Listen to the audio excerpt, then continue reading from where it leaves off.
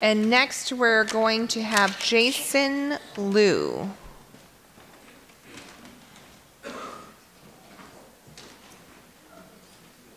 See here?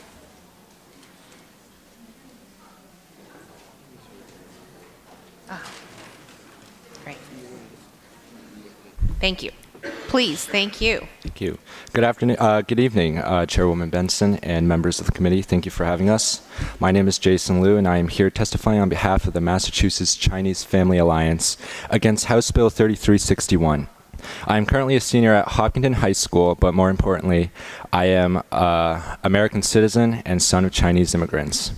I oppose the bill in question because it requires the government to solely disaggregate Asian Americans and Pacific Islanders, who combined only make up 7% of our state's population.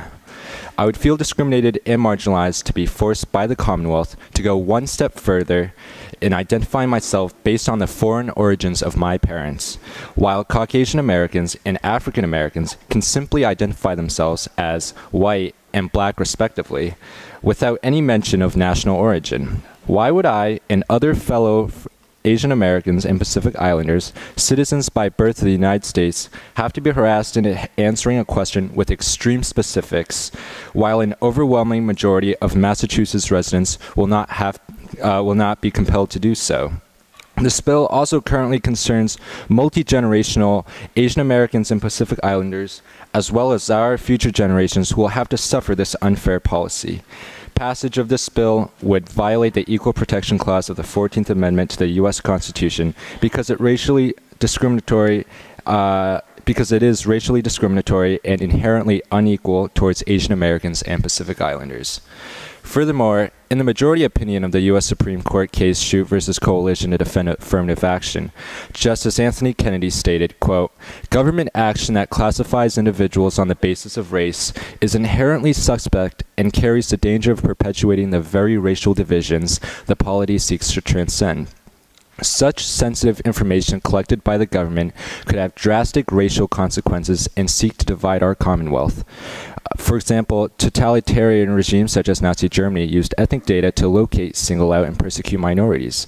We, the Asian American and Pacific Islander community, have great reasons to be suspicious and afraid of the current bill in question because not only does it merely single out a whole minority group that holds only 7% of the state's population, it also prompts the question of what the government could potentially do with this data.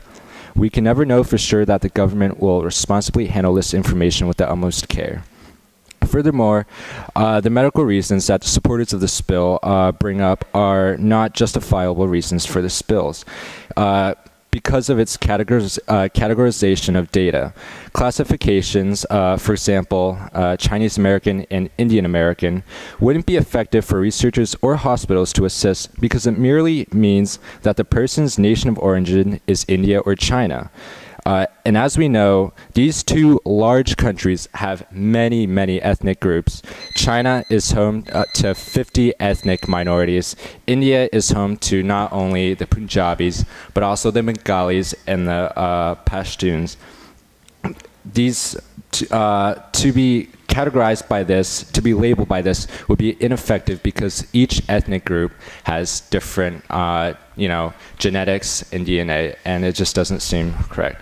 So I urge this bill to be demolished. Thank you. Thank you. That was an excellent job, and you're making your high school very proud tonight. So excellent job. I'm sure your teachers would love to hear you.